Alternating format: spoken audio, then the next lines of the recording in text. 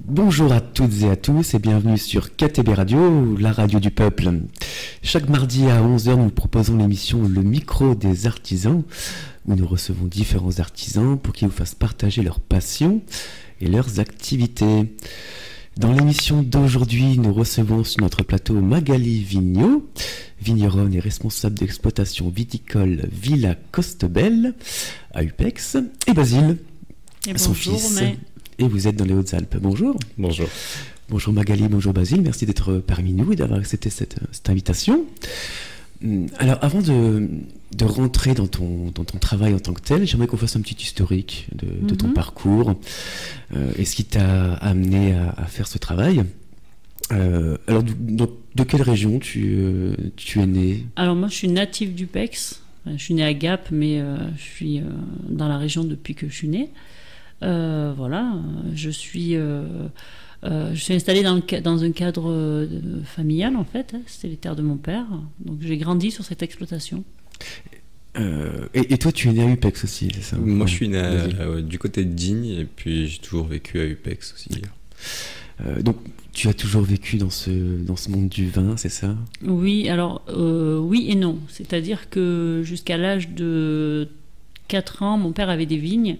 Après ça, il a eu des fruitiers. Mais en 84, il y a eu obligation d'arracher les vignes pour une mise aux normes MINRA, en fait, vis-à-vis d'une maladie qui touche la vigne, le phylloxéra.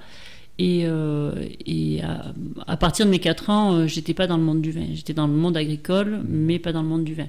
Avant ça, mon père avait des vignes et vinifiait sur Ourobo, en fait. Sous la maison, il y avait la cuve, il y avait les tonneaux, il y avait le matériel.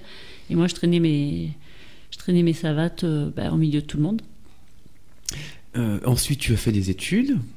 J'ai fait des études, je suis partie à l'université, et puis après j'ai été maman de 2 merveilleux enfants, voilà, j'étais maman au foyer. Et puis du coup, entre différents boulots et dans le milieu de la pomme, puisqu'on est dans la région de la Durance quand même, la vallée de la Durance, et dans l'éducation nationale, au bout d'un moment, en fait, je ne trouvais pas mon compte. Les enfants avaient grandi. Et naturellement, je me suis rapprochée du Pôle emploi. Et en fait, c'est le conseiller du Pôle emploi qui m'a fait prendre conscience que j'avais tout, un patrimoine, un potentiel pour mener ma vie comme j'entendais la mener. Donc, je voulais garder la qualité de vie pour les enfants et pour moi-même, vivre dans les Hautes-Alpes, rester dans mon village. Et de là, en fait, il m'a dit « Mais pourquoi vous ne reprenez pas l'exploitation agricole de vos parents ?» Et c'était parti. Et donc, tu as fait des formations, c'est ça, à Gap? Alors, au départ, je suis partie en formation à la DFPA à Gap. J'ai fait 1 année, c'est le BPREA, c'est un classique pour reprendre une exploitation agricole dans le cadre des aides des jeunes agriculteurs, en fait. Au départ, j'étais partie sur du petit fruit rouge, de la framboise, cassis, groseille. 2012, on avait déjà commencé à planter, bien avant la fin de la formation, on avait commencé à planter quelques petits fruits rouges. Et en fait, très vite, entre 2012 et 2014, on s'est rendu compte que ce ne serait pas rentable en termes de la charge de travail, en fait, par rapport au gain en bio. Sur la zone où on était, c'était pas viable, en fait. Donc, on a essayé de vite réagir. J'étais encore dans le cadre de l'installation, donc j'étais encore suivie par la DDT, la Chambre d'agriculture. Et en fait, ça a été un peu un concours de circonstances. Je cherchais quelle nouvelle culture implanter sur les terres que je détenais. Qu'est-ce qui pouvait satisfaire ma curiosité, mon besoin de création. Et en fait, ça s'est passé de manière très très simple et bête. J'ai une grande tante qui est passée voir ma maman. Une après-midi, elles ont regardé des photos pour rechercher un visage ou une personne. Et là, je suis tombée sur des photos des vinifications, des vendanges en fait, quand j'étais toute petite.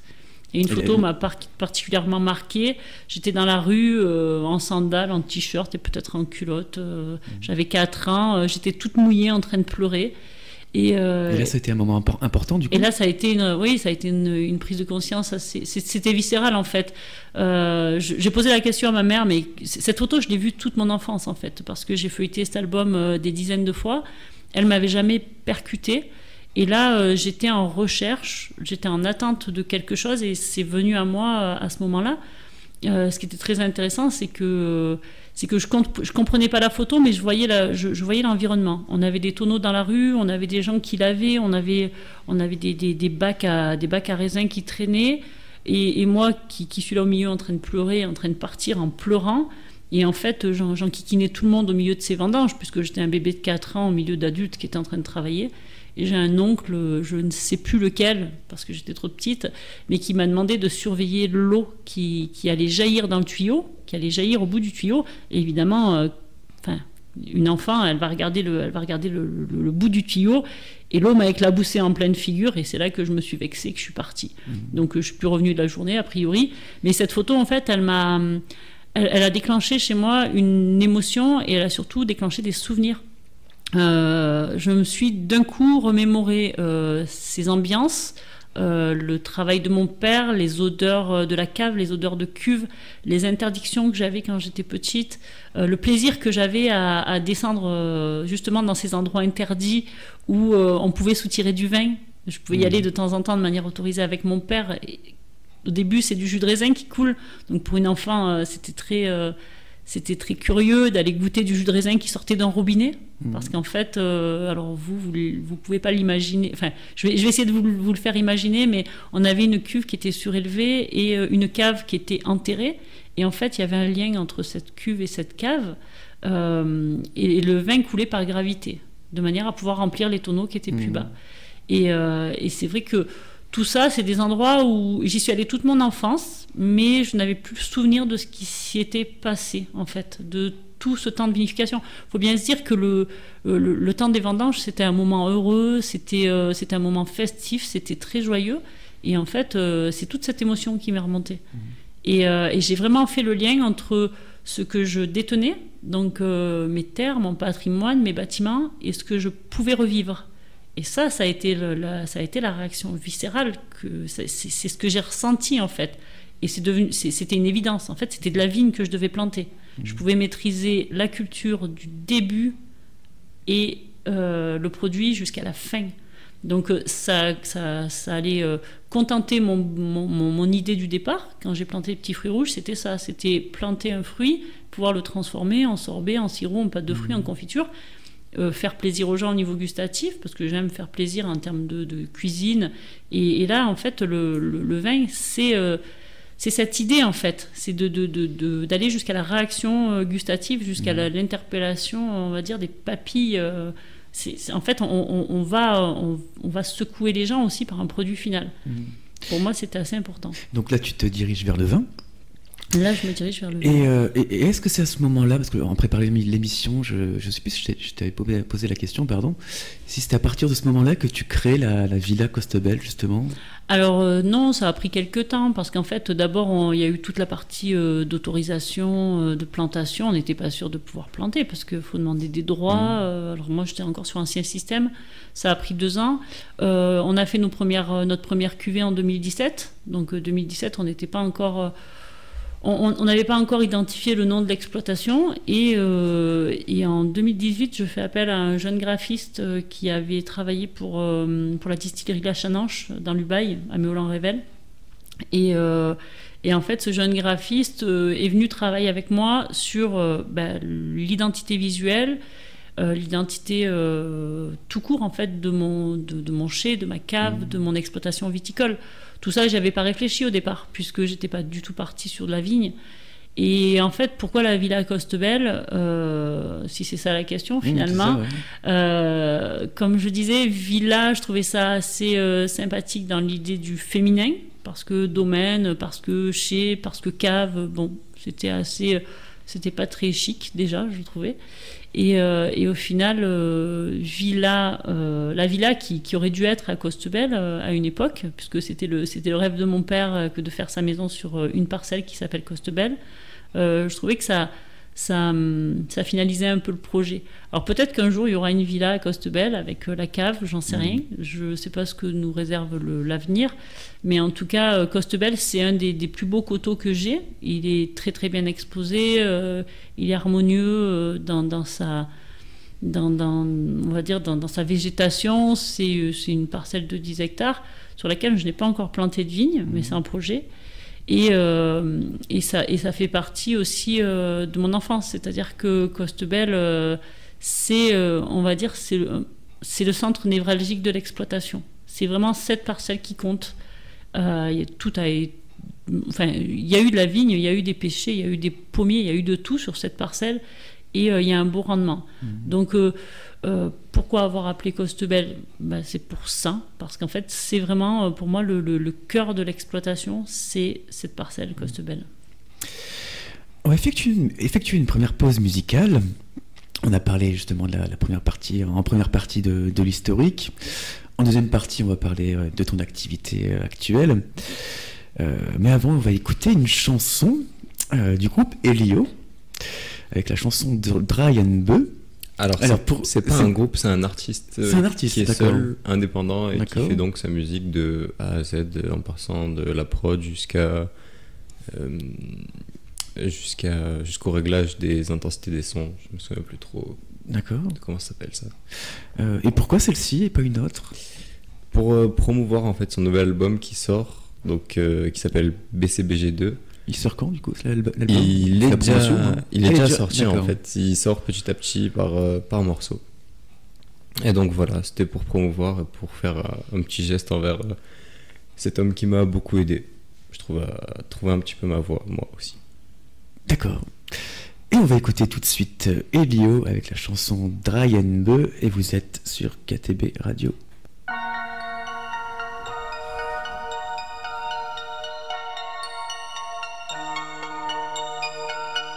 E-L-I-O, jeune découpeur, aussitôt dans les écouteurs, aussitôt je découpe l'instru de 100 façons. Bonjour madame, servez-moi un coca sans glaçon.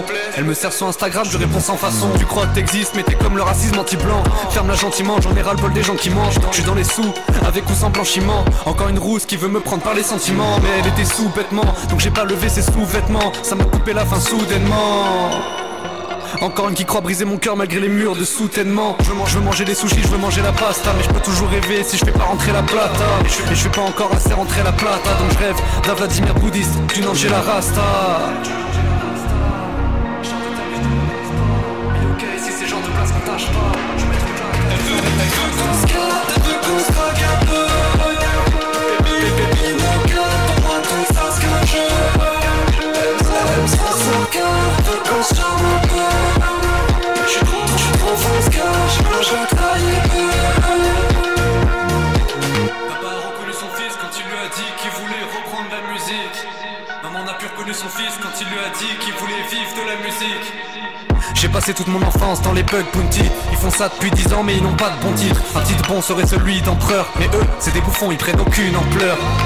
Elle m'a utilisé pour jurer de ses nuits d'été, donc je l'ai utilisé pour écrire 8 couplets. C'est comme ça que ça marche, elle peut être fière, c'est ma rupture la plus rentable, même si c'était loin d'être la plus présentable. Dieu m'éloigne de ces putes qui jactent sur les réseaux, de médailles pour ces gus qui taffent pour élever les autres. Je me rappelle j'étais petit peu, je rêvais juste de taffer pour aider les autres. Mais elle est loin l'époque des aventures d'Omega Zell. Maintenant je tourne comme Gazelle et Elio de Rome et de la tape, parce que toutes mes sorties sont des projets rappeurs beatmakers. Même si je suis tout seul dessus, Elio directeur de sa propre vie. Mais dis-moi que dirait le cœur de cette autre fille si j'étais là pour elle, je suis sûr que je pourrais, si mon cœur ne s'ouvrait pas qu'à l'odeur du gros profit.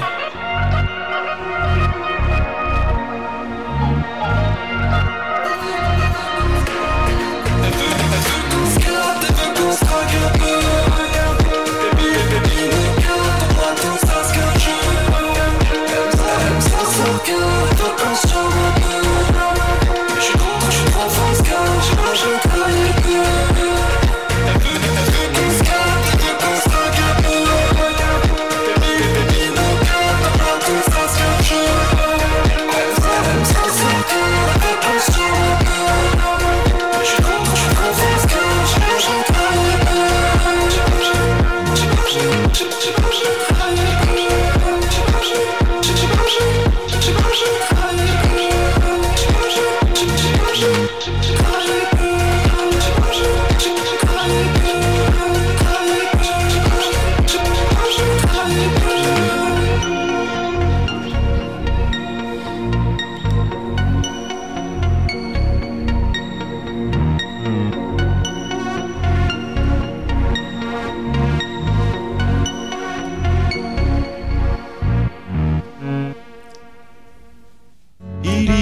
chansons.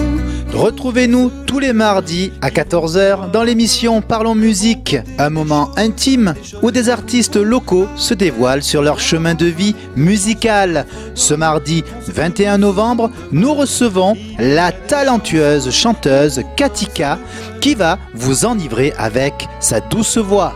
Parlons Musique, c'est sur KTB Radio. Que l'on connaît par cœur, qui font que ce qu'on nous importe. Et nous sommes de retour sur KTB Radio dans l'émission Le Micro des Artisans en compagnie de Magali Vigneault, vigneronne et responsable de l'exploitation viticole Villa Costebelle à Upex, et en compagnie de Basile, son fils. Et vous êtes situé dans les Hautes-Alpes. Alors dans la première partie, on a parlé justement de l'histoire, de ton parcours. Et maintenant, on va arriver à ton travail. Et une question qui peut paraître simple, mais qui est assez compliquée aussi, c'est comment fait-on du vin, tout simplement? Alors, faire du vin, oui, en effet, c'est assez simple. Faire du bon vin, ou un vin réussi, du moins, c'est un peu plus compliqué. Donc, comment on fait du vin? Déjà, il faut avoir du raisin, et du raisin sain, qui soit suffisamment sucré. On le récolte à maturité et ça c'est très important, c'est-à-dire que comme on disait tout à l'heure, il y a une nécessité d'avoir une maturité complète, c'est-à-dire pas seulement un taux de sucre mais une maturité des levures, une maturité des peaux, des rafles, voilà, pour avoir des goûts assez harmonieux. Et en fait on va laisser fermenter ce raisin. Alors il y a plusieurs écoles, il y a plusieurs manières. Soit on part sur un vin très conventionnel, très cadré, très encadré, dans lequel on va ajouter des levures, on va ajouter des produits pour l'ajuster, on va le filtrer, on va le coller. Moi, je ne me retrouve pas dans cette manière de faire du vin. C'est du vin nature, hein, c'est ça. Voilà, moi, j'ai opté dès les premières vinifications pour le vin nature, car je trouve qu'il a une âme plus affirmée, une identité aussi qui va dépendre du vigneron ou de la vigneronne qui va le produire. Et on est surtout sur une notion de terroir, c'est-à-dire qu'un vin nature, étant donné qu'on va travailler avec étant donné qu'on va travailler avec les levures qui sont présentes sur le raisin, ces levures, elles vont se développer à un endroit particulier, avec un climat particulier, avec un terrain particulier. Donc on est vraiment sur quelque chose qui va identifier le vigneron, mais le pays. Et en gros, si vous voulez, le même raisin cultivé dans des zones différentes ne va pas donner les mêmes aromatiques. Et ça va être vrai aussi d'une parcelle à l'autre. C'est-à-dire que selon l'exposition du coteau, selon l'apport en eau qu'on va avoir dans l'année, les levures vont être complètement différentes. C'est-à-dire qu'au plus elles vont pousser au sec, au plus elles vont avoir un caractère, au plus elles vont pousser les pieds dans l'eau, les raisins vont pousser les pieds dans l'eau, les levures qui vont se développer dessus vont avoir des aromatiques différentes. Donc le vin nature va vraiment exprimer une zone, une manière de vinifier, c'est-à-dire un protocole de vinification et une identité vigneronne. Et ça, c'est important pour moi dans la mesure où ça satisfait mon besoin de création. Si c'est pour faire du vin conventionnel, lambda, l'amener en coopérative, c'est pas, amener le raisin en coopérative, c'était pas satisfaisant en fait. C'est beaucoup de travail de faire du vin, c'est beaucoup de travail de cultiver une vigne, et je trouvais plus complet, plus satisfaisant à titre personnel d'avoir un vin qui me ressemblait. Donc une fois qu'on a fait un démarrage de fermentation alcoolique, et ben là on va essayer de finir les sucres, c'est-à-dire on va aller jusqu'au bout de la vinification. Tous les sucres doivent être transformés en alcool, et ce pour avoir des vins qui sont secs, qui ne risquent pas de repartir en fermentation, parce que comme je vous disais, le vin nature, on ne va rien ajouter dedans. Aucune levure, aucun collage, aucun ajout à outrance de produits quels qu'ils soient. On peut éventuellement utiliser un tout petit peu de soufre sur les fins de vinification, pour aider la décantation, pour les mises en bouteille, pour éviter l'oxydation, mais en aucun cas ça ne doit permettre d'arrêter les fermentations ou d'aseptiser les vins. Et ces vins nature en fait sont des vins vivants.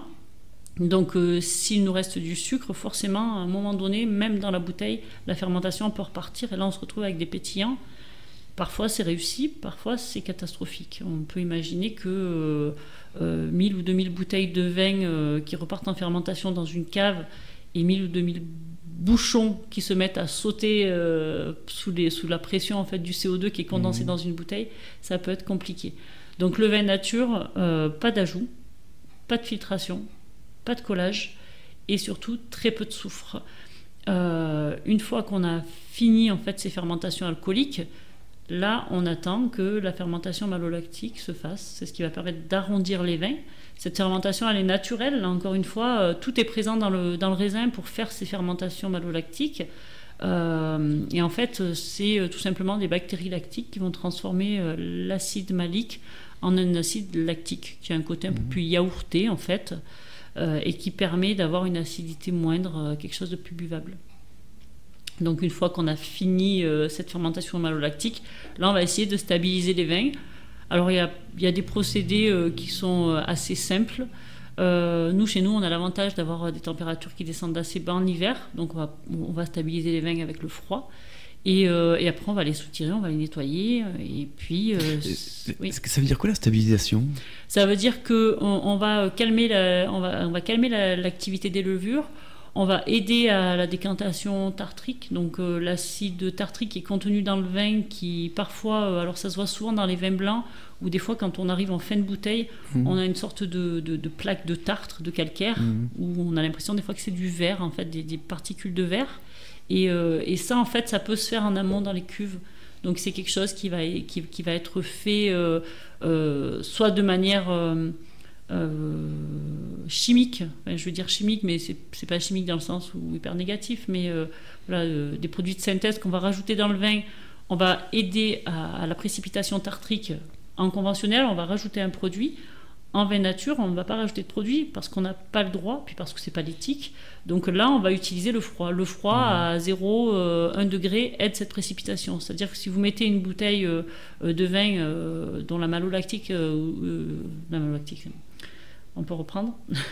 Vas-y. Donc si on met une bouteille de vin, par exemple, au congélateur, qui n'avait pas subi justement de précipitation tartrique, de stabilisation, quand vous allez ressortir votre bouteille de vin du congélateur, en général, cette précipitation se sera faite dans votre bouteille. Et là, vous allez le voir. Et c'est surtout un aspect visuel qui va déranger parce que ça fait des morceaux dans la bouteille, voilà, ça fait des choses qui flottent dans la bouteille, c'est pas très agréable à voir. Par contre, ça n'a aucun goût, ça n'a aucun impact sur la santé. C'est juste du calcaire en fait. Donc cette stabilisation, elle est importante, surtout pour un aspect esthétique du vin. Mais aussi parce que quand on stabilise les vins, on va précipiter ce tartre, mais on va précipiter aussi parfois des particules qui sont en suspension, des tout petits bouts de raisin, des levures qui sont sur leur fin de vie, donc qui vont précipiter au fond de la cuve. Et quand on effectue un soutirage, en fait, on fait une sorte de nettoyage, c'est-à-dire que ces 2-3 cm qui sont au fond de la cuve, on va les laisser, ça va partir dans une cuve de résidus qui va être distillé par la suite. Et nous, on va garder que du vin absolument propre, qu'on va après soit laisser vieillir en cuve. Donc là, l'idée, c'est de le laisser vieillir en cuve inox pendant un certain temps. Donc ça peut être de 6 mois à 1 an, voire plus parfois. Ou alors, on va faire un élevage en fût de chêne. Là, on va aller chercher plutôt une micro-oxygénation sur les fûts de chêne. En tout cas, dans mon cas, plus qu'une aromatique de bois. J'utilise des fûts qui sont assez anciens, qui sont propres, mais assez anciens. Alors quand je dis propres, ça veut dire qu'ils sont... Ils sont propres au niveau bactéries. On essaie d'avoir des bois qui sont justement sains en termes de bactéries pour ne pas polluer les vins. Et là, on va faire travailler en fait sous micro-oxygénation ces vins de manière à ce que les aromatiques et la texture en bouche s'affinent.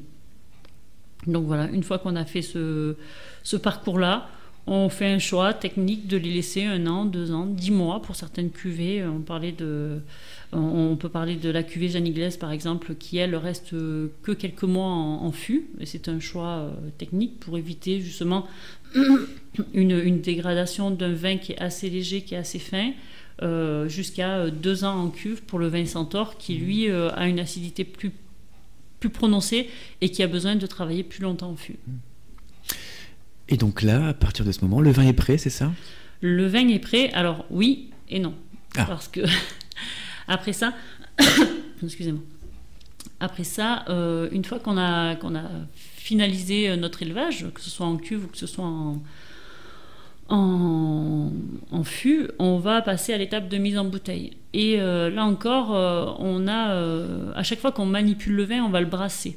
On va injecter un petit peu d'oxygène. On va le perturber en fait. Et lui, il a une vie tranquille dans la cuve ou dans un tonneau. Quand on le passe dans une machine, on le secoue un petit peu. Donc, une fois qu'il est mis en bouteille, on va avoir la nécessité d'attendre encore une fois un certain temps que le vin se restabilise, qu'il retrouve sa place en fait, qu'il retrouve son équilibre avec sa nouvelle masse. Parce qu'on passe, très souvent, on passe de 220 litres, 225 litres pour un fût ou quelques 1500 litres dans une grosse cuve à un contenant qui va faire 0,75 centilitres. Et en fait, la vie du vin et la vie des levures n'est plus la même. C'est-à-dire d'un coup, on n'est plus dans le même... on n'est plus dans la même énergie, on n'est plus dans le même mouvement. Donc ce vin-là, il va falloir qu'il retrouve sa place en asphyxie d'oxygène, puisqu'en fait, dans une bouteille, là, pour le coup, on n'a plus de micro-oxygénation comme dans le fût. Il va falloir que chaque molécule, que chaque levure, que chaque colorant, particule anthocyanes, aromatique, trouve sa place dans cette bouteille.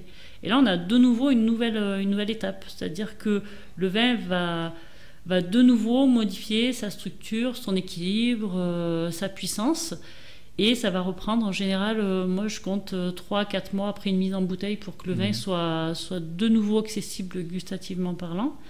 Mais certains ont besoin de plus. Je vais avoir des vins, en général les vins qui sont en cuve inox, qui sont en cuve fermée, ont tendance à être prêts quelques mois après la mise en bouteille.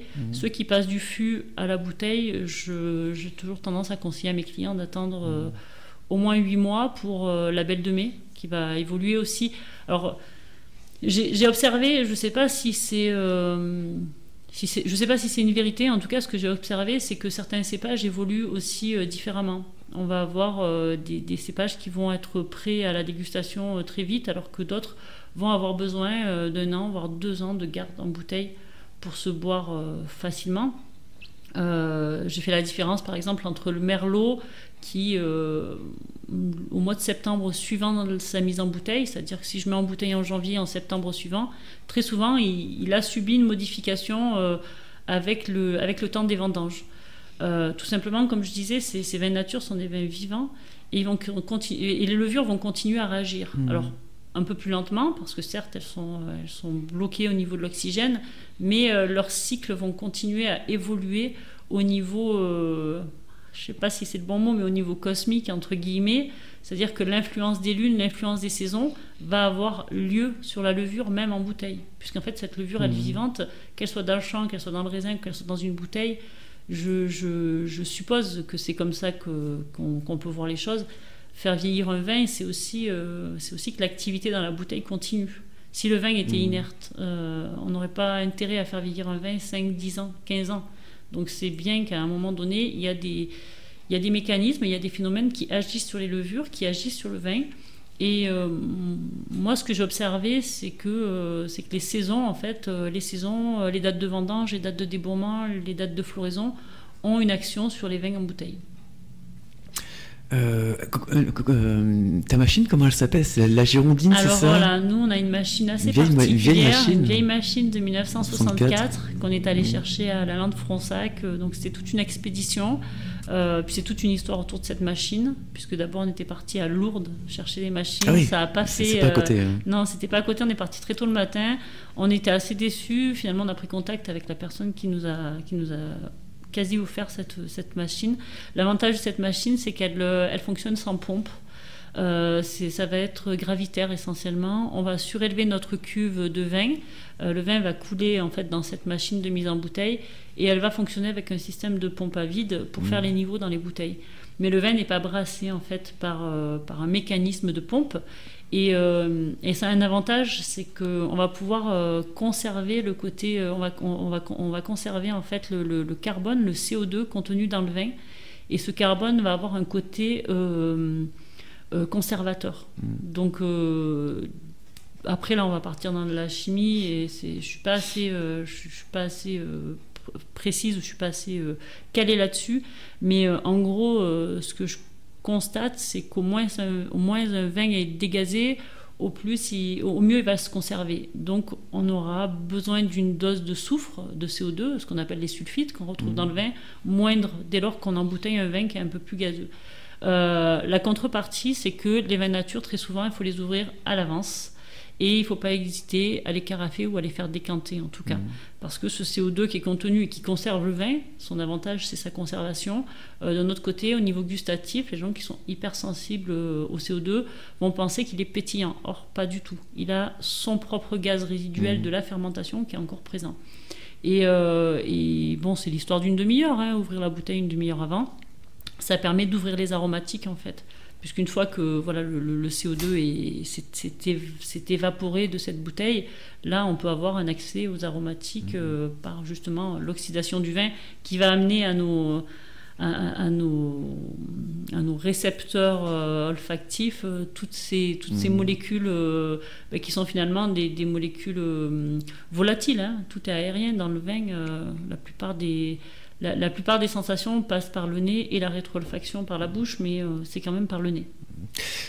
Et donc là, on a fait le processus de création du vin. Quelles sont les variétés que tu proposes, toi, dans ton domaine ? Alors, j'ai une gamme de variétés qui est assez énorme pour un petit domaine comme le mien, parce que finalement, on n'en a pas parlé, mais j'ai que 2,5 hectares. Ce qui est très très peu, enfin ce qui est beaucoup pour moi, mais ce qui n'est pas énorme en termes d'exploitation viticole. Au départ de la plantation, le projet s'est fait un peu, comme vous l'avez compris, un petit peu de manière spontanée. Ça a été, voilà, j'ai eu un échec sur une culture, j'ai basculé sur une autre, mais sans avoir préparé le projet 2 ou 3 ans à l'avance. Et j'ai planté finalement tous les cépages que j'aimais. C'est-à-dire que j'aimais les Bordeaux, j'aimais du Merlot, j'aimais le Pinot Noir, j'aime particulièrement le Pommard en Bourgogne. En vin de Bourgogne, du coup j'ai mis du Pinot Noir, j'aimais le Gewürztraminer, donc j'ai mis du Gewürztraminer qui est un cépage d'Alsace, du Petit Mansin qui est un cépage du Jurançon. Voilà, c'est un vin aussi que j'affectionne particulièrement. Et après, j'ai mis de la Syrah parce que c'est un cépage qui poussait bien ici, le Grenache pour compléter la Syrah. Enfin, rien n'était vraiment réfléchi et ça complexifie un petit peu l'exploitation quand même.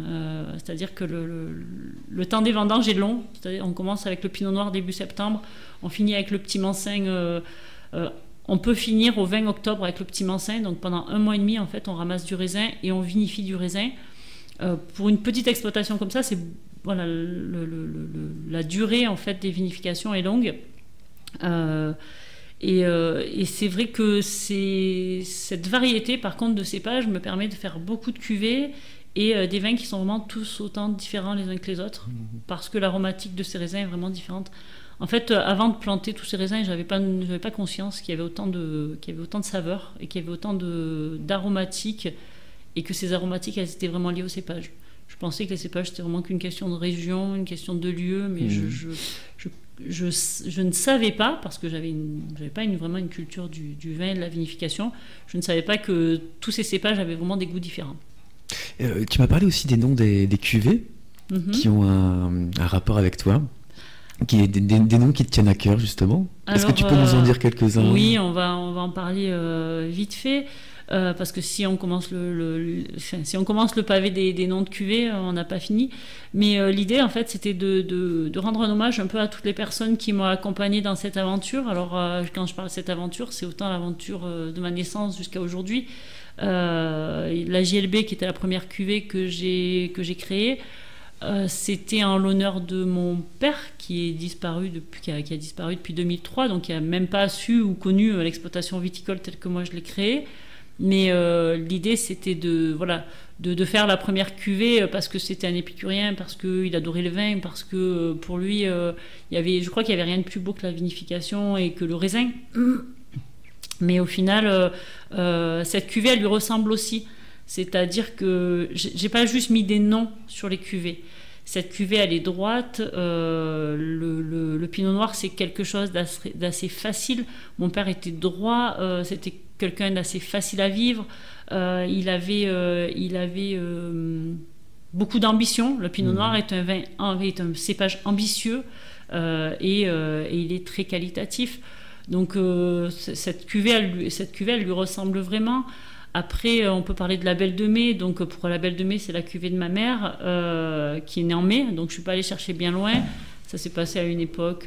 J'ai fait des choix par rapport à cette cuvée qui fait référence quand même à un quartier de Marseille, à la Belle de Mai, la friche de la Belle de Mai. C'est un endroit où, a priori, de ce que j'ai pu lire, les vignes marseillaises y poussaient.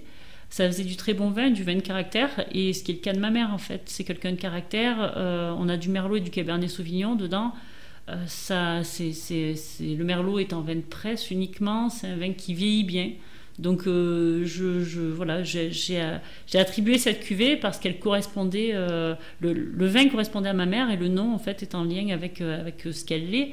Donc c'est assez chouette. Après on peut parler des cuvées des enfants. On a celle de Basile, Basile, celle de Basile et celle de sa cousine Lia. Donc c'est deux cousins et cousines qui sont nés sur la même période. On a vécu notre grossesse avec ma sœur en même temps, puisque Lia est née le 25 août et Basile est né le 14 septembre. Et ils sont tous les deux ils sont tous les deux nés sous le signe de la Vierge. Et en fait, l'Astrée, qui est leur vin, c'est une étoile de la constellation de la Vierge. Donc c'est un vin assez cosmique parce qu'ils ont une relation assez particulière tous les deux. Ils sont très très liés et d'une part par leur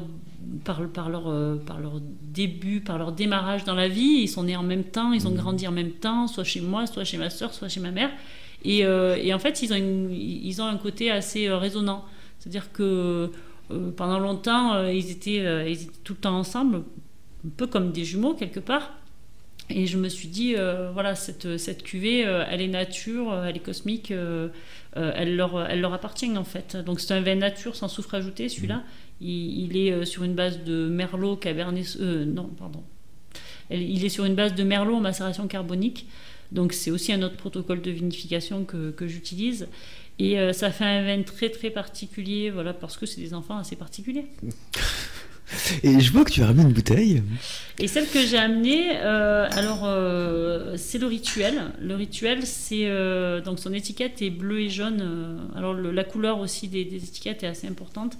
Celle-là, elle est bleue et jaune parce qu'elle fait référence en fait au métier du bois. J'ai un mari qui est charpentier, donc qui me suit. Donc c'est la cuvée de ton mari du coup ? Voilà, qui me suit depuis 25 ans. Alors c'est la cuvée de mon mari, mais c'est surtout la cuvée des charpentiers et des compagnons charpentiers, chez qui les rites sont très importants. Le vin rouge, d'où la cuvée rituelle. Voilà, d'où la cuvée rituelle. Le vin rouge, c'est une base chez les charpentiers qui provient en fait de leur saint patron, Saint Joseph. Et en fait, après on va pas partir dans tout l'historique en fait du vin chez les compagnons et ainsi de suite, mais en gros ça c'est une cuvée qui fait référence aux compagnons charpentiers. Le bleu canard, c'est la couleur des métiers du bois qu'ils portent sur leur couleur en fait, sur leur uniforme, et c'est un vin qui pareil est assez charpenté, Syrah, Grenache. Il a du caractère et en même temps il est assez passe-partout, c'est-à-dire qu'il est polyvalent. Il convient à tous les genres de repas, il convient aux apéros, il va convenir à quasiment toutes les viandes. Donc ça allait aussi dans le côté... ça allait dans l'orientation en fait, que vont nous présenter justement ces charpentiers. Pour ceux qui connaissent un peu le monde du compagnonnage, c'est fiable, c'est fidèle. C'est quelque chose qui, voilà, c'est un vin qui va pas décevoir et qui va convenir en toutes circonstances. Les vins nature, il faut savoir que tout le monde n'est pas initié. On a quand même, on va dire, on a eu un formatage au niveau gustatif, pas qu'au niveau du vin, hein, mais depuis une quarantaine d'années, par l'industrie agroalimentaire. Donc les vins nature, on peut pas faire commencer le dégustateur avec n'importe quel vin nature, au risque de le décevoir, parce que c'est trop différent émotionnellement, c'est trop déstabilisant. On a un inconfort qui peut être créé, alors que avec le rituel justement, on a cette fiabilité, c'est-à-dire que on peut s'appuyer sur ce vin-là pour démarrer une dégustation et une découverte des vins nature, parce qu'il est en nature, mais avec un profil qui reste quand même assez traditionnel, assez facile. Et comme tu me disais que tu n'étais pas trop initié en vin nature, j'ai décidé d'amener celle-là pour qu'on la goûte ensemble. Eh ben, on va la goûter. Allez. Du coup, je te laisse ouvrir. Allez. Tu me approches du micro, voilà, qu'on entende tout ça, les petits bruits. On va essayer de ne pas en mettre partout, surtout. C'est pas grave. C'est pas grave ? Non, c'est pas grave si on en met partout.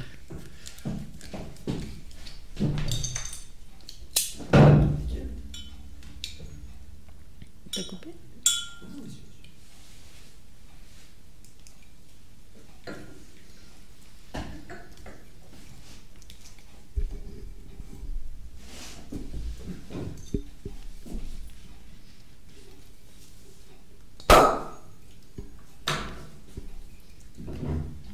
Je crois que c'est ouvert. Hein. C'est ouvert. On l'a bien claqué. Tout à l'heure, on parlera d'essence. Et voilà, l'essence au niveau du vin commence au débouchage de la bouteille. Hein, très souvent. Mais du coup, on peut le faire en direct aussi maintenant. Oui. Justement, la couleur. Alors, s'il y a des terminologies spécifiques. Je vais te donner un verre déjà que tu puisses observer toi de ton côté. Basile, pas d'alcool, hein, il est mineur, attention, rappelons que le vin est quand même dangereux pour la santé, donc on fait attention à la quantité qu'on boit, d'où la nécessité de boire plus en qualité. Alors, vas-y, parle bien devant le micro. Au niveau, donc tout à l'heure on parlait de la couleur, en réalité on va parler de la robe du vin. On va avoir en fait différentes nuances, on va avoir différentes brillances, on va avoir différentes limpidités, fonction des vins, des cépages, fonction des modes de vinification. Donc en vin conventionnel, une robe peut être ajustée, c'est-à-dire qu'on a dans le vin, dans le monde du vin, on a plein d'outils pour filtrer, coller. Orienter en fait la brillance par exemple des vins. En vin nature, on n'a pas cette armada en fait de produits œnologiques. Donc la nécessité, c'est d'avoir quand même un vin qui soit le plus clarifié possible de manière mécanique pour justement avoir un produit qui visuellement soit plaisant. Même si on est en vin nature, c'est pas une raison pour avoir des vins troubles, c'est pas une raison pour avoir des vins ternes. Si on les oxyde pas, si on les maltraite pas, en général le vin se comporte assez bien. Donc on va dire l'enjeu, c'est de garder les couleurs, c'est d'avoir un vin brillant et limpide. Ça va aussi se ressentir en bouche, c'est-à-dire que ce qu'on voit, en général, on va le ressentir au niveau du toucher, au niveau de la langue, enfin la sensation physique d'un vin qui est trouble, en général, peut être râpeux, alors qu'un vin qui est limpide va être plutôt fluide en bouche. Voilà. Qu'est-ce qu'on peut dire? Tout à l'heure, on discutait en fait des vins blancs. Les vins blancs chez moi ne sont ni filtrés ni collés, ce qui fait qu'on a en général des intensités de jaune plutôt importantes. C'est la même chose aussi pour les rosés. Depuis une trentaine d'années à peu près, on a quand même tendance à faire la pub, à faire la promotion de rosés très très clairs en fait. On a des rosés très clairs, presque transparents. On a même des fois du mal à identifier si c'est un blanc ou si c'est un rosé. on va avoir des tons de saumonné, et ça, c'est des vins qui sont très technologiques. Un vin rosé en nature, en fait, on a du mal déjà à reproduire d'une année sur l'autre l'intensité, puisque là, ça va dépendre de la chaleur qu'on va avoir eu dans la vigne, ce qui va définir en fait le côté colorant ou pas de la pellicule, parce qu'il faut savoir que c'est la pellicule qui donne la couleur au vin. Hein. Par exemple, les champagnes peuvent être faits avec des raisins noirs. On va extraire en fait le jus qui est dans la pulpe, et cette pulpe, elle est blanche dans la plupart des raisins. Il existe quelques raisins teinturiers, donc qui ont la pulpe justement rouge ou noire. On va les utiliser très souvent pour donner de l'intensité, mais c'est pas quelque chose qui est très répandu. En tout cas, chez nous, j'en ai pas vu beaucoup, j'en ai vu 1 ou 2 fois.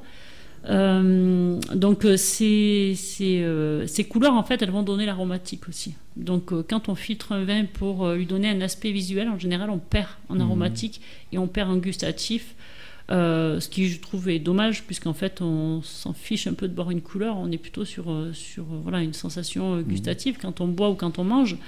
Mais bon, ça fait partie du monde du marketing et de la pub, et on sait que c'est important aujourd'hui. Et du coup, au niveau de l'odorat aussi Alors, au niveau de l'odorat, on va avoir les aromatiques. Ces arômes, il faut séparer faut faire la différence entre le goût, les saveurs, et les arômes. Donc, avec la bouche, on a les saveurs, acides, salés, sucrés. Voilà, c'est vraiment des choses basiques. Je crois qu'il y en a 4 ou 5. Là, je suis pas hyper calée là-dessus. Et au niveau du nez, en fait, on va avoir vraiment les odeurs, les arômes qui vont s'échapper. Donc, toutes ces aromatiques qui sont volatiles. On va les avoir soit en direct, en sentant directement avec le nez. Alors, il y a des gens qui sentent avec une narine puis avec l'autre, parce qu'a priori, ils ne sentent pas la même chose. Ça, ça va être des dégustateurs peut-être un peu plus pros. Moi, j'ai du mal à faire la différence entre les deux. Par contre, on a aussi une autre manière de sentir le vin, c'est au moment de la rétro-olfaction. C'est-à-dire, quand on boit le vin, ça va être les odeurs qui vont passer à l'intérieur de la bouche vers le nez. Et là, on a aussi, on va plutôt avoir tendance à identifier les défauts de cette manière-là. Donc, c'est intéressant de se poser quand on déguste un vin. Après, il ne faut pas oublier de le boire aussi. Parce que quand on commence à déguster, très souvent, après, on va le décortiquer et on va perdre un peu le plaisir de le boire. Donc, c'est bien d'être connecté. Ces aromatiques, en fait, au niveau du nez, elles vont être très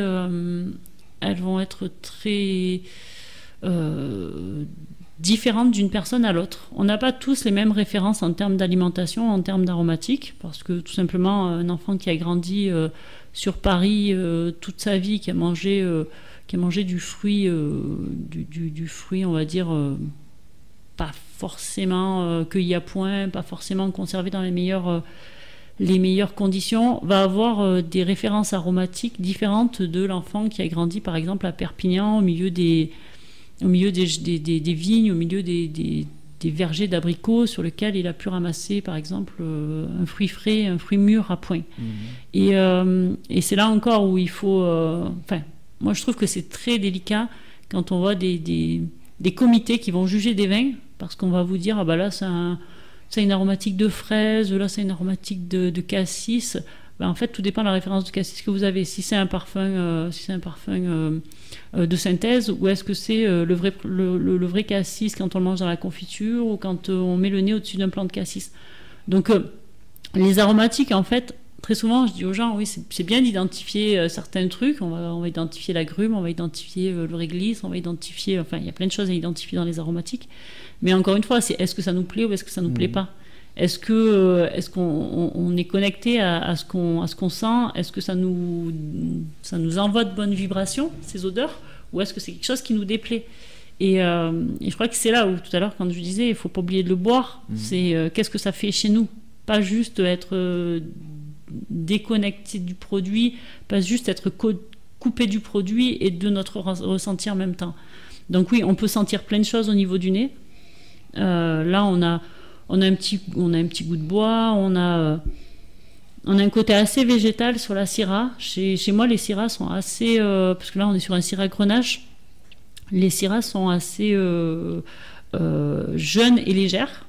Jusqu'en 2021, 2022, on aura des profils complètement différents avec le réchauffement climatique, mais surtout avec le vieillissement des vignes aussi. On a des vignes qui qui s'enracinent de plus en plus profondément dans le sol. Et forcément, on va aller chercher d'autres nutriments, on va aller chercher d'autres aromatiques, parce que les aromatiques sont définis par le terrain aussi, par le terroir. Donc on a les levures, on a le terroir, on a le climat, et on a aussi ce que le vigneron, selon ses protocoles, va faire ressortir. Donc ça, c'est un vin, c'est un vin rouge assez puissant, mais en même temps très polyvalent. Et au niveau du goût, avant de goûter, on trinque. On est à 3, hein. Hop, voilà. Alors Basile, on avait dit qu'il buvait pas, mais... Hein, juste une gorgée. Et après, il faut cracher, c'est ça. C'est ça.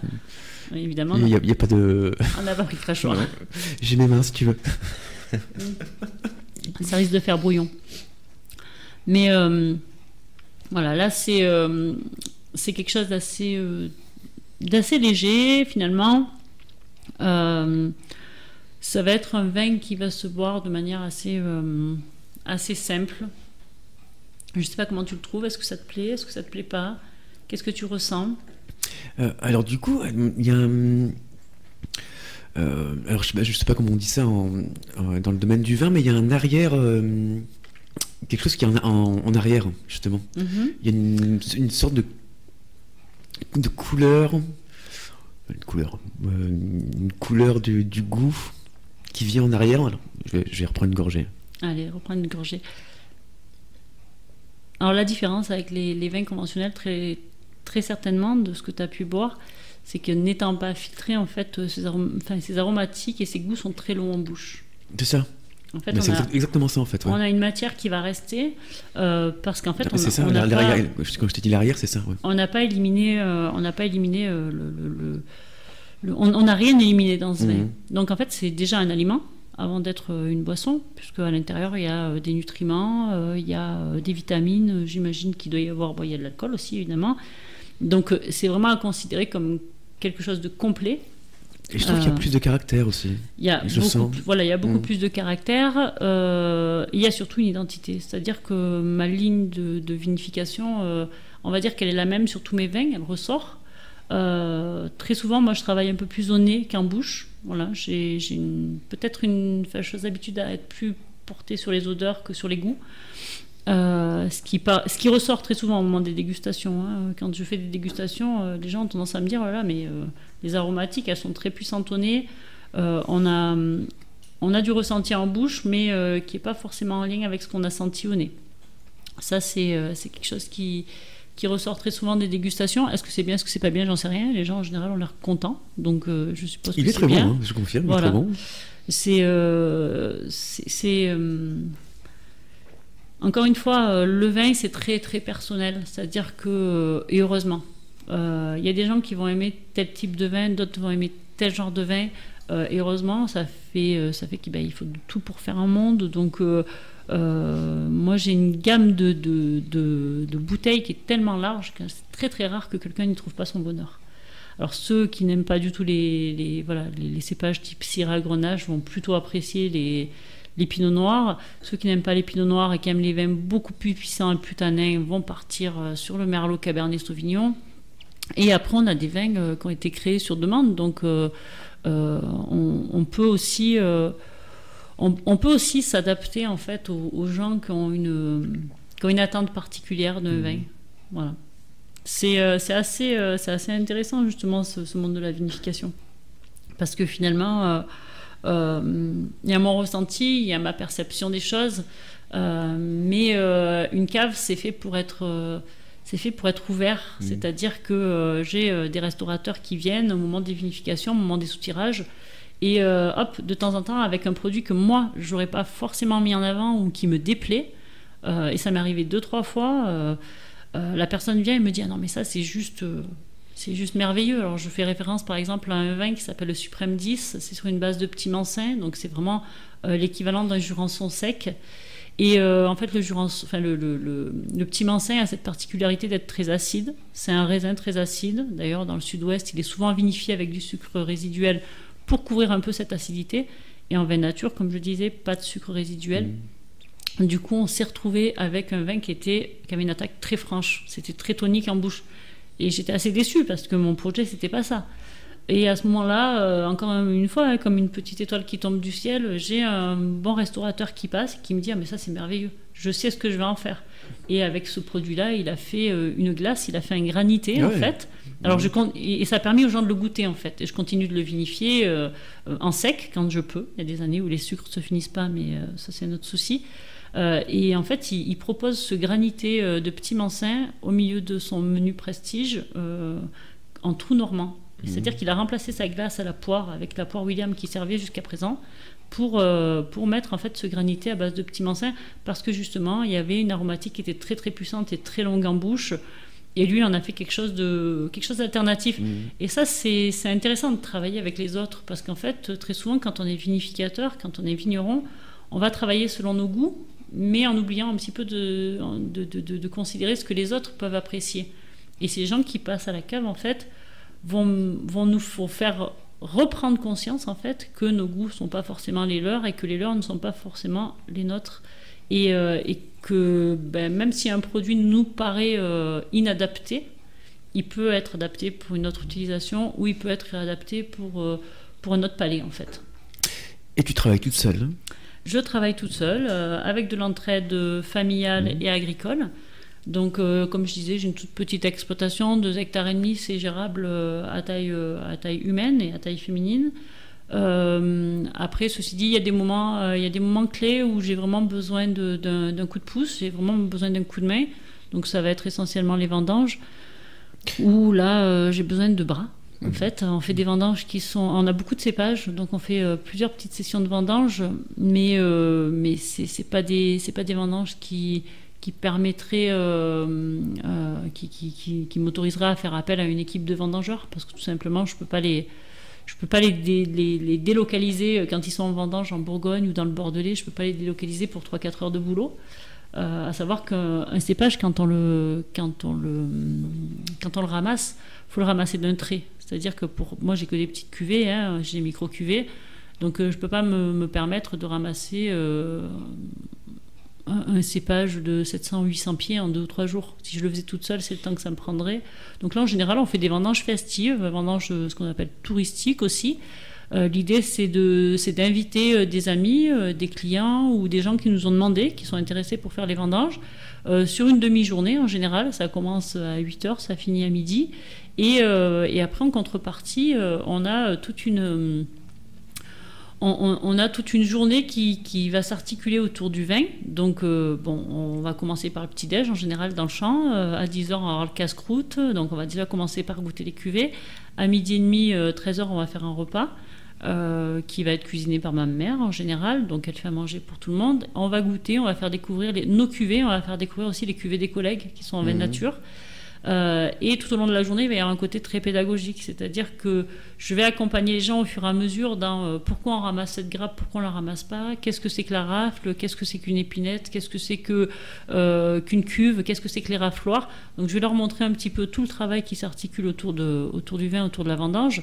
Et on va en général finir l'après-midi en goûtant les vins qui sont en fermentation. Alors au départ, très souvent, c'est que des jus qui sont un peu pétillants. On est à 1-2 degrés d'alcool et on a vraiment un démarrage de fermentation, ce qu'on appelle les bourrus, qui peuvent monter jusqu'à 6 degrés, 6-7 degrés. Et après, on va pouvoir goûter des vins en cuve aussi, donc des vins qui sont non finis. Et ça permet aux gens de se positionner aussi sur l'évolution d'un vin. C'est-à-dire, qu'est-ce que c'est qu'un vin jeune, qu'est-ce que c'est qu'un vin vieilli, qu'est-ce que c'est qu'un vin qui a 2-3 ans en bouteille. Donc l'idée, en fait, c'est que les gens repartent en ayant appris quelque chose. Et moi, en général, ça me on va me dire, ça me décharge d'une charge de travail qui toute seule aurait été incommensurable. Il y a une boutique également ? On a une petite boutique, cave, non, oui, on a une petite boutique. Donc, on est ouvert le lundi soir et le mercredi soir de 17h à 18h30. Et l'idée, en fait, c'était d'avoir un petit point d'accueil, une petite permanence. Après, ceci dit, des fois, j'ai des gens qui ne sont pas dans le quartier ou qui ne sont pas du quartier, qui passent par là. Rien ne les empêche de me donner un petit coup de fil pour voir si j'y suis, si je suis disponible, ou alors de prendre rendez-vous pour une dégustation. À partir de 6-8 personnes, je fais des dégustations privées. Là, encore une fois, ça va être visite de cave, je leur explique, je leur montre la fameuse machine, la fameuse vigneronne. On goûte les cuves, on goûte les vins en cuve, ce qui plaît beaucoup. Et ça permet Ça permet d'ouvrir la porte aussi, enfin de pousser la porte de ces caves. Alors, ce que j'ai constaté aussi les derniers mois, c'est que les gens dans le 05, dans le 05 et dans les Hautes-Alpes, de manière générale, ont un petit peu de mal à pousser la porte de la cave. Et j'ai plein de gens, une fois qu'ils ont poussé la porte de la cave, me disent « mais on n'aurait jamais imaginé qu'il y avait tout ça là-dedans ». Oui, donc allez-y, n'hésitez pas, hein. Venez nous voir, on est là, on vous accueille avec le sourire, on vous fait goûter les vins, c'est ouvert, c'est une cave, comme vous le feriez en Bourgogne, comme vous le feriez dans le Bordelais quand vous partez en voyage, en visite. Voilà, une cave viticole, un chai, c'est accessible en fait. Et d'ailleurs, tu organises tous les mois, c'est ça, le vin du mois? Tous les vins du mois, donc là c'est un rendez-vous qu'on donne en général à nos clients, mais aussi à tous les gens qui arrivent à avoir l'info. Donc là, tous ceux qui nous écoutent, n'hésitez pas à venir. Ils ont l'info. On fait une soirée en fait de découverte. On met un vin à l'honneur. Donc là, pour le mois de novembre, ce sera le Suprême 10. Pour le mois de décembre, je ne sais pas encore. L'idée là aussi, c'est de vous faire découvrir le vin sur plusieurs millésimes. Donc en général, autant de millésimes ont été créés. Donc par exemple sur Suprême 10, on a commencé en 2020, on a le 2021, on a le 2022 qui est encore en cuve, et on a le 2023 qui est en pleine fermentation. Donc on va faire découvrir tous les vins qu'on a disponibles. Et à côté de ça, on fait venir aussi d'autres artisans ou d'autres producteurs ou d'autres cueilleurs. Parce qu'on a par exemple un trufficulteur qui vient régulièrement, et on vous fait découvrir d'autres produits. Donc ça s'organise autour du vin, mais il y a toute une soirée qui se prépare. En général, on accueille les gens à partir de 19h. L'entrée est libre. Le mieux, c'est quand même de réserver, donner un petit coup de fil ou alors d'envoyer un petit SMS. Parce que nous, ça nous aide quand même à préparer la soirée, à avoir suffisamment de verres et de produits de dégustation. Voilà, l'idée, c'est quand même qu'on s'organise le mieux possible. Voilà, ça vous permet de venir. Il y a du monde en général qui se manifeste, donc c'est des soirées un petit peu sympas. Et tu travailles également avec des magasins revendeurs, c'est ça aussi? Oui, alors j'ai plusieurs lieux où vous pouvez trouver les vins. Donc on a au Poète en fait la boulangerie, l'atelier des gourmands qui distribue nos produits et de bonnes pâtisseries. Après on a l'épicerie bio de la Ragne aussi qui nous fait l'honneur d'avoir des vins en vente. On a quelques restaurateurs, notamment alors sur Château-Arnoux, on a La Bonne Étape qui est un restaurant étoilé et qui transforme très très bien nos produits et qui les propose aussi un peu à toutes les sauces. On a autant l'étoilé que le bistrot de Gabi qui est le bistrot secondaire où les vins sont à l'honneur tout le mois de novembre. À savoir que Jeanne Iglaise nous a fait confiance depuis le début en fait. Il a commencé avec nos vins en 2017 et il avait quasiment toute la gamme de nos vins depuis 2018. Et en 2021, c'est lui qui nous a demandé de créer une cuvée à son goût en fait. Donc il a choisi une cuvée qu'on a transformée. Ensuite, on a du coup sur Gap, on a quelques restaurants, l'Amande Poivrée, le Pasturier, le Royal. Qui est un restaurant, qui est un kebab en fait, avec Réfik, pour ceux qui le connaissaient, notre ancien chef kebab de la Ragne, donc voilà, qui pareil met toutes nos cuvées en fait à l'honneur dans son petit restaurant. Et après on a sur la zone le Petit Gourmet à la Ragne, on a le Zinc à Vaumeil. On a plusieurs lieux et il y a aussi les copains du marché à Mison, qui est un petit magasin de producteurs. Voilà, là on participe aussi. Donc on a pas mal de revendeurs enfin j'aime pas trop dire de revendeurs, mais de présentateurs. Parce qu'en fait ils mettent vraiment nos vins à l'honneur. Ils sont pas juste là pour le côté commercial de la chose. Et c'est des gens qui pareil, c'est des gens qui ont poussé la porte de la cave pour venir voir ce qui se passait à chaque fois. Ils étaient intrigués, ils étaient curieux, ils avaient goûté ou pas goûté les vins, mais c'est des artisans, c'est des créateurs comme nous, la plupart de ces gens. c'est vraiment, ils ont leur caractère, ils ont leurs conditions de vente, ils ont leur manière de mettre en valeur, mais tous à leur niveau et ils travaillent super bien. Donc je suis assez fière d'être dans tous ces endroits parce que c'est vraiment que des chouettes endroits en fait. Voilà. En préparant l'émission, tu m'avais parlé de cette idée de féminin aussi dans le monde du vin. Si tu peux nous en dire quelques mots, justement, alors tu m'avais parlé d'utilisation de petits matériels. C'est ça. Alors comme je disais au début, j'avais choisi la framboise et les petits fruits rouges parce que c'est très à la mode. Hein, c'était une culture de filles. Quand moi je me suis installée, on était plusieurs d'ailleurs à s'installer dans cette orientation-là, tout simplement parce que ça ne nécessite pas l'utilisation de gros matériel, de gros tracteurs, de gros outils de transformation. Quand je me suis rendu compte que la framboise, les petits fruits rouges, ce ne serait pas possible pour moi et dans ces conditions-là, c'est aussi pour ça que la vigne était vraiment adaptée à ce que je voulais faire. Quand je suis dans les fruitiers, j'ai l'impression d'être écrasée par la masse de végétal, par la hauteur des arbres, par l'intensité, la densité des plantations. C'est-à-dire que pour être viable une exploitation arboricole, il faut quand même quelques hectares. C'est en tout cas dans le paysage économique dans lequel nous on se trouve dans le 0,5, ça nécessitait aussi beaucoup plus de surface. Alors que la vigne, à mon niveau féminin, à moi en tout cas, ça me paraissait complètement, ça me paraissait aligné en fait. J'avais vraiment le sentiment d'être pas de tout maîtriser parce qu'évidemment j'ai appris au fur et à mesure, j'ai fait des formations, j'ai été voir des collègues, j'ai fait des erreurs, j'ai fait des belles erreurs d'ailleurs, mais j'avais l'impression de respirer.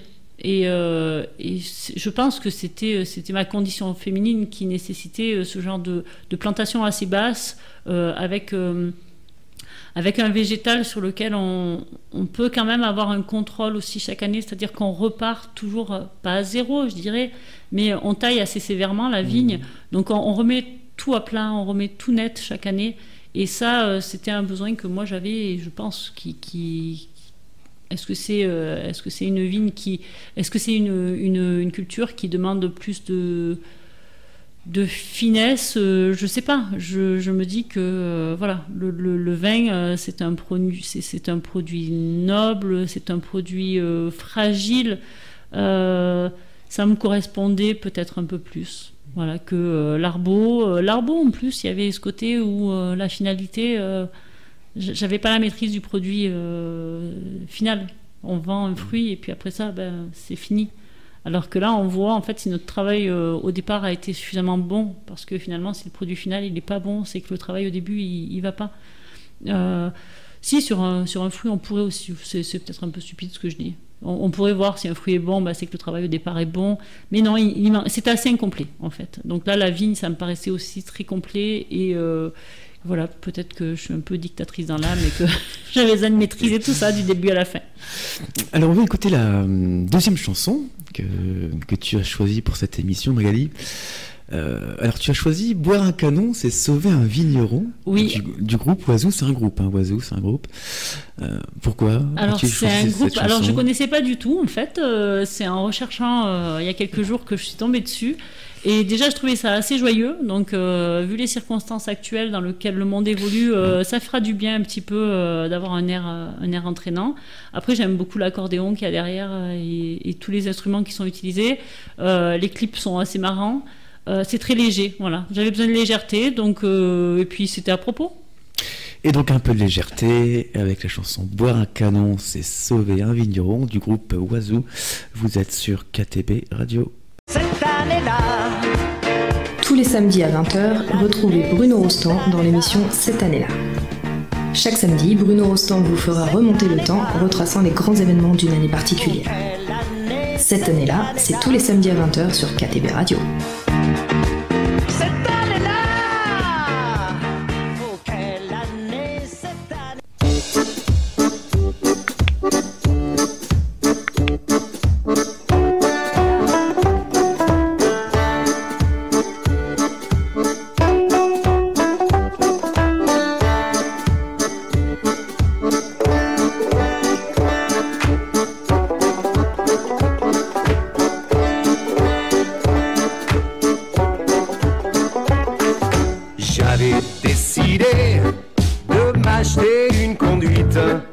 J'avais craché, juré d'avoir quelques limites. Mais là, comment faire? Je ne peux pas me défiler avec le gel de cette année. Soyons solidaires. Boire un canon, c'est sauver un vigneron. Si tu bois du vin, t'auras des copains. Boire un canon pour sauver un vigneron. Et puis moi, j'aime le vin comme les poules aiment le grain.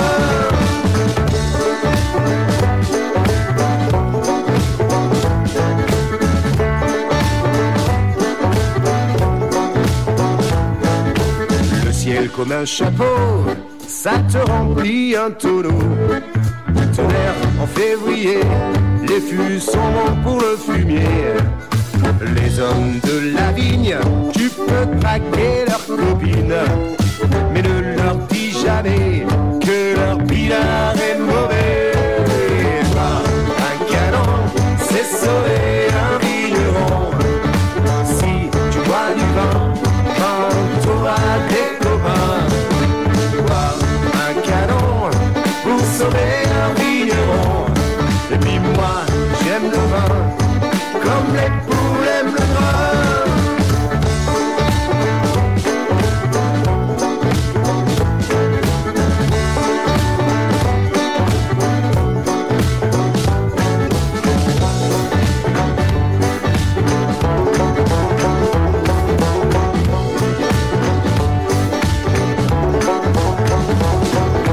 Un magnum à deux pour une soirée en amoureux. Si elle ne boit pas trop, c'est juste ce qu'il me faut. L'autre jour on m'a dit que l'alcool peut tuer, et pourtant il y en a un paquet qui sont nés grâce à lui. Un canon, c'est sauver un vigneron. Si tu bois du vin, t'auras des copains. Boire un canon pour sauver un vigneron. Et puis moi, j'aime le vin comme les poules aiment le vin.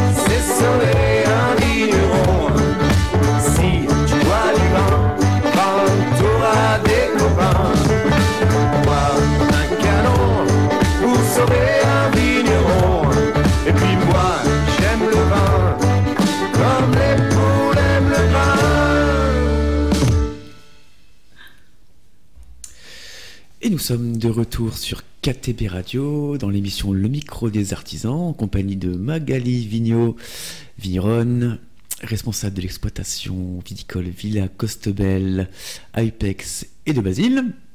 Et vous êtes dans les Hautes-Alpes. Alors on a parlé du passé, on a parlé du présent, ton activité actuelle, mais maintenant j'ai envie qu'on se projette. Qu'on se projette dans le futur, futur proche ou futur lointain, dans les siècles à venir. Quels sont tes projets tout simplement? Alors j'espère dans un futur proche qu'on va arriver à se calmer en fait. Donc nous on a créé du coup cette exploitation viticole en 2015. Enfin, on a planté en 2015 et depuis 2015 en fait c'est un peu la course pour avoir un modèle économique rentable, parce que c'est pas le tout d'avoir des rêves, c'est pas le tout d'avoir des utopies.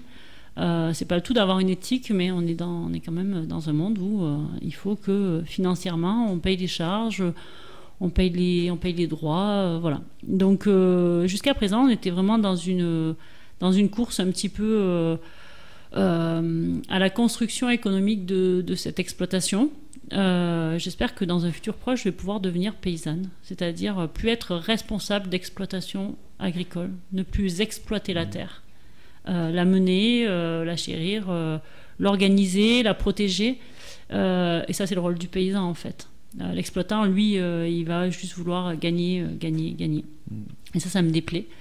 Donc l'idée, ça serait de calmer un peu le rythme, de pouvoir profiter du patrimoine, entre guillemets, végétal, naturel qu'on a, des forêts, aller aux champignons, pouvoir prendre du temps, aller juste observer, passer du temps, méditer, courir, marcher, enfin, voilà.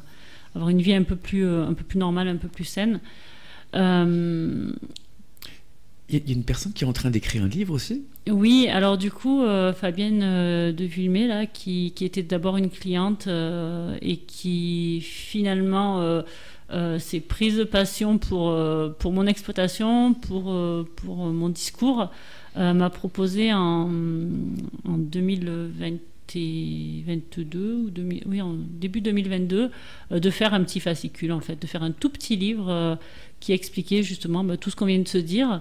Et j'ai trouvé ça assez sympa, et l'aventure est assez sympa parce qu'en fait ça me fait réfléchir aussi sur ce que je fais, sur ce que je dis, sur ce que je crée, sur pourquoi je fais une cuvée, comment je la fais. Toutes ces interventions, en fait, comme je disais tout à l'heure, de personnes extérieures, elles font évoluer le projet.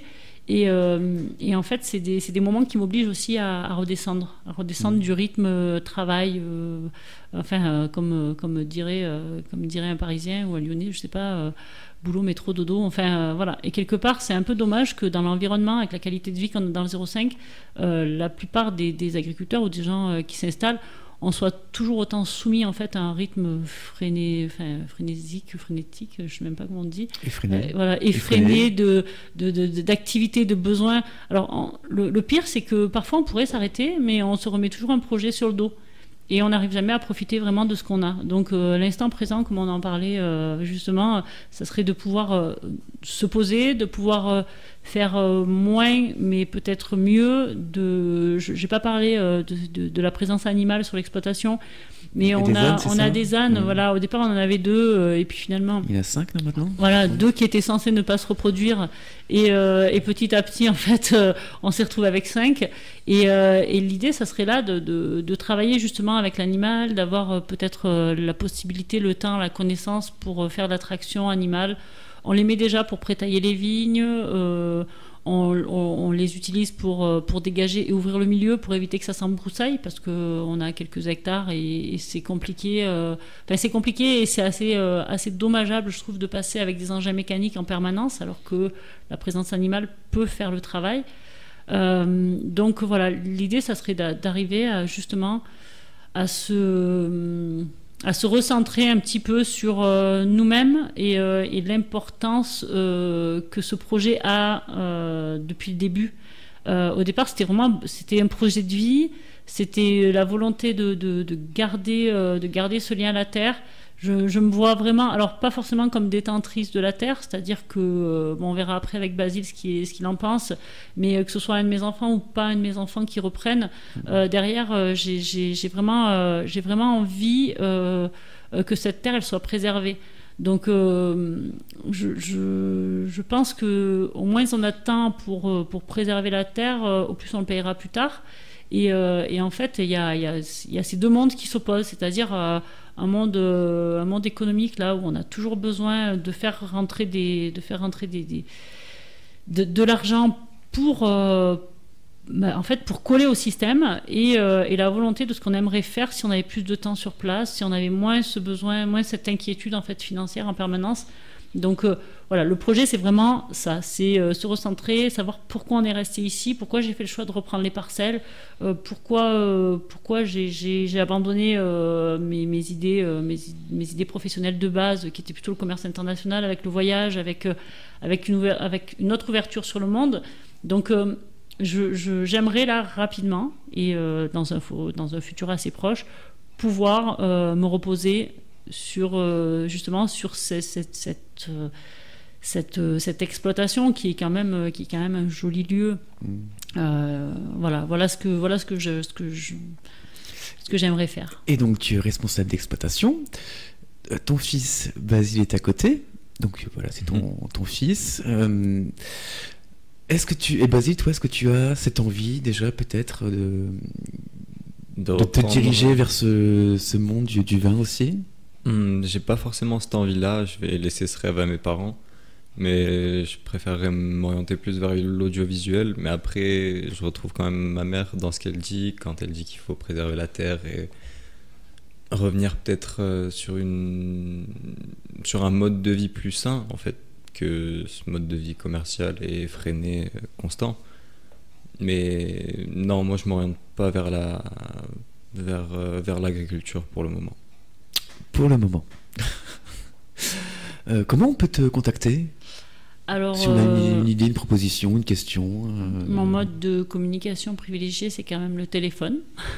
Tu peux donner ton numéro si tu veux. Je peux donner mon numéro, donc c'est le 06 63 55 47 10. J'aime bien les SMS, vous verrez que d'ailleurs que je prends pas les messages parce que je les écoute jamais. C'est indiqué sur le répondeur. Hein. C'est indiqué sur le répondeur. Je les écoute jamais, donc ça sert à rien. Après, sinon, donc on est ouvert, la cave est ouverte 2 fois par semaine, le lundi et le mercredi soir. Vous pouvez toujours venir à l'improviste, 17h30, 18h30. Après, il y a les réseaux quand même. On est sur Facebook, donc Villa Costebelle. On y est, villacostebelle.fr, et après on est aussi sur Instagram, villacostebelle05. En général, je les utilise plus volontiers pour communiquer les informations autour des vendanges, autour du vin du mois, voilà, sur ce qu'on va faire, les portes ouvertes, des choses comme ça. Après, je trouve que c'est pas forcément évident. Je regarde pas tous les jours ce genre de réseau, donc si vous me laissez un message, je peux vous répondre peut-être 15 jours après. Et on va écouter la 3e chanson, alors qui s'appelle Fragile. Je dis en français, hein, parce que mon anglais est très mauvais. Fragile de Sting. Pourquoi tu choisis cette chanson? Parce que c'est une chanson qui me fait vibrer en fait. J'adore cet artiste. J'ai jamais forcément imposé ma musique aux autres. Et là, c'est l'occasion. Pour une fois, j'ai le droit de choisir. Donc, c'est celle-là. De faire écouter ce que tu aimes, tout simplement. Voilà. Et on écoute tout de suite la chanson Fragile, ou Fragile, de Sting. Restez avec nous sur KTB Radio.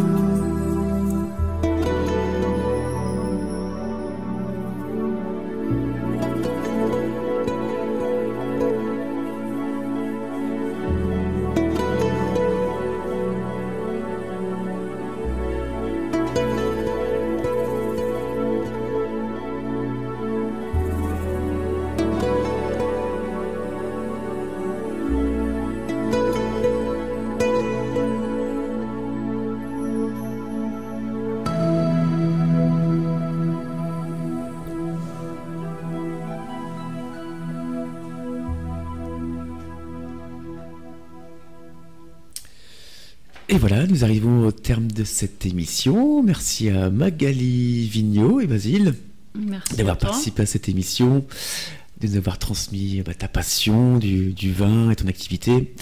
Merci beaucoup à vous deux. Plaisir. Avec plaisir, écoute, j'espère qu'on te verra à la cave. Certainement.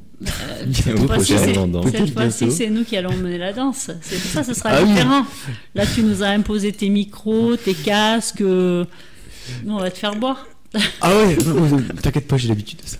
Bon, mais ça reste entre nous. Hein. Il n'y a personne qui nous écoute, donc. Non, évidemment. Donc, n'hésitez pas à écrire à Magali pour une question, une suggestion, une proposition. Du coup, tu peux redire tes réseaux. Donc, oui, Facebook. Donc Facebook, Instagram, donc Villa Costebelle 05. Et mon mode de communication privilégié, c'est quand même le téléphone 06 63 55 47 10. Vous me laissez un petit SMS et je vous rappelle. N'hésitez pas à écrire, à appeler ou à écrire. Vous serez reçu avec beaucoup de sourires et de joie de vivre. C'est ça, on va essayer. C'est important dans ce monde aujourd'hui. Merci beaucoup. Merci à toi, Romain. Alors, je rappelle que vous pouvez télécharger l'application gratuite KTB Radio depuis Play Store pour que vous puissiez écouter toutes nos émissions en un seul clic, à toute heure du jour ou de la nuit. Vous pouvez également nous laisser des commentaires sur tous nos réseaux sociaux. Merci d'avoir été à l'écoute de ce programme. Vous venez d'écouter l'émission Le Micro des Artisans, avec pour invité Magali Vigneault et Basile. C'était Romain, votre radiologue de KTB Radio. KTB Radio, c'est votre radio, la radio du peuple.